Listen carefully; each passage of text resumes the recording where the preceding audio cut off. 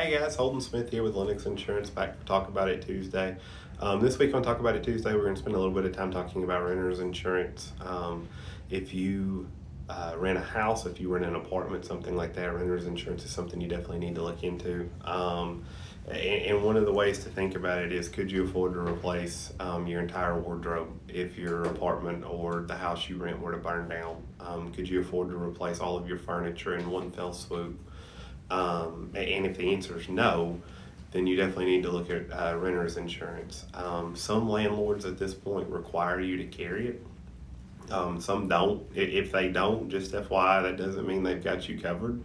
It just means they're not requiring you to carry it. Their policy is definitely designed to take care of them.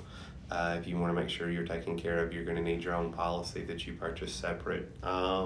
So you're going to want to make sure you get that renter's insurance. The other thing that you're going to want to make sure, besides your contents, obviously you want to make sure you've got appropriate contents limits to replace your wardrobe, replace your furniture, your electronics, stuff like that. Make sure that everything that's within the apartment or the rented house is taken care of. But you also want to make sure that you have adequate liability limits. What a lot of people don't know is, if say you start a kitchen fire and you burn your apartment down, that's on you. You have to pay for that.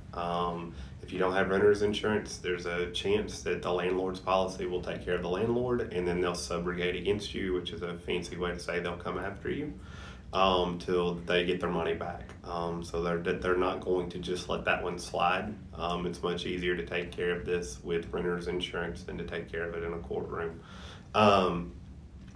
Just NerdWallet has some rate analysis on renter's insurance. It's very affordable.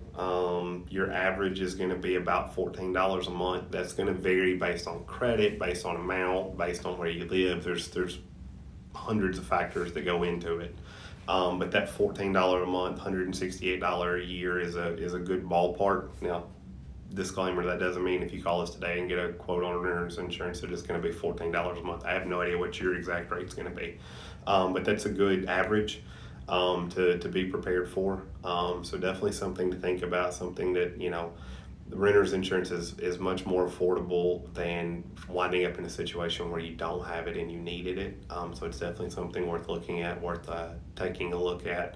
So feel free to reach out to us, give us a call. We'd love to quote your renter's insurance for you. Thanks, guys. That's this week's Talk About It Tuesday.